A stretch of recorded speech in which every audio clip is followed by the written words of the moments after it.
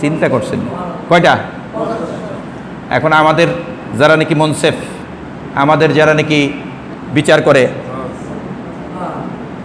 তারা বলতেছে আমাকে 50,000 দরকার নাই, আমার 5,000 হইলে চুপচাপ করে দেও দি, আমার 5,000 হইলে হবে, 50,000 দরকার নাই। নাউযুবিল্লাহি মিন যালিক। আল্লাহু আকবার। তো শুনাইছেন কখনো যারা নাকি ন্যায় বিচারক তাদের কথা, আবার কখনো শুনাইছেন ওয়াবাশশিরিল মুমিনিন, মুমিন যারা হবে তাদের সুসংবাদ দাও।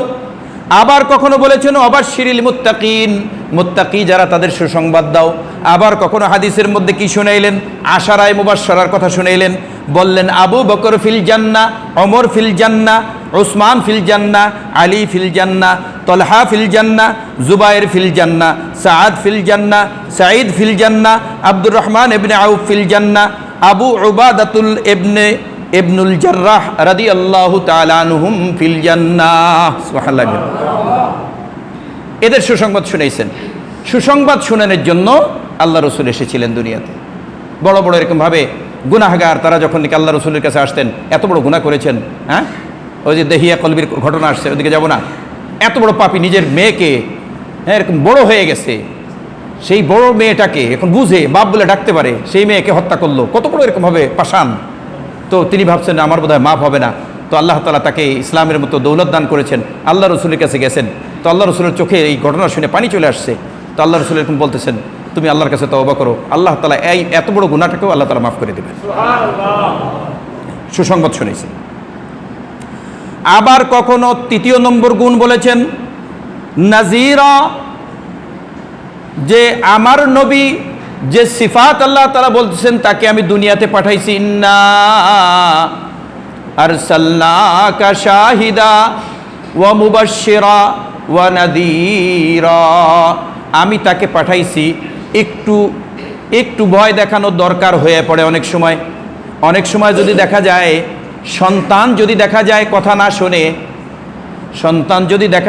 না শোনে, তো শুধু আদরে কাজ চলে না, অনেক সময় আসলে লাঠির ভয় দেখানো লাগে, 2-1 ঘা মারা লাগে, তা না হলে সন্তান লাইনে আসে না।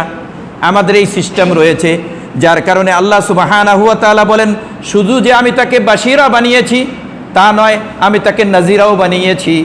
একটু ভয় প্রদর্শন করবে, নামাজ না পড়লে কি হবে, রোজা না রাখলে কি হবে, যাকাত না দিলে কি হবে, হজ না করলে কি হবে, ঈমান না আনলে কি হবে, শিরিক করলে কি হবে, বেদাতি করলে কি হবে, আল্লাহর সাথে এরকমভাবে বাড়াবাড়ি করলে কি হবে, দুনিয়াতে জুলুম সিতম করলে কি হবে, অন্যায় অপরাধ করলে কি হবে, কর্কশ ব্যবহার করলে কি হবে, বেহুদা সময় নষ্ট করলে কি হবে, এইগুলোর সম্পর্কে আল্লাহ তাআলা কোরআনের মধ্যে বলে দিয়েছেন, হাদিসের মধ্যে আল্লাহ রসুল বলে দিয়েছেন। অতএব এইটারও দরকার আছে যাতে নাকি ওইটাও থাকে। ভালোটা যদি করি, এইটা যদি করি, নামাজ পড়লে এই সওয়াব এইটা দিবেন আল্লাহ তাআলা, জান্নাতুল ফেরদাউস দিবেন, বিনা হিসেবে জান্নাত দিবেন, আমলনামা ডান হাতে দিবেন, কবরের আযাব মাফ করে দিবেন, দুনিয়াতে শান্তি দিবেন, ইত্যাদি ইত্যাদি অনেক সওয়াবের কথা নামাজের ব্যাপারে বলা হয়েছে, সেটাও খুব করে বলেছেন। আবার নামাজ ছেড়ে দিলে কি অসুবিধা আছে সেইটাও বলেছেন। দুই জিনিসই যাতে আমাদের সামনে থাকে। শয়তান প্ররোচনা দিতে চাইলো এইটা কর, খারাপটা কর, নামাজ ছেড়ে দে, তখন যেন নামাজ ছেড়ে দিলে কি হবে সেইটা আমার সামনে থাকে। শুধু একতরফা এরকম না যে এই কাজ করলে এইটা পাবো, যদি না করি পাবো না, এই তো না, যদি না করি তাহলে জাহান্নাম আছে, এইটাও জানাই দিয়েছে। জান্নাতের খবর এবং জাহান্নামের খবর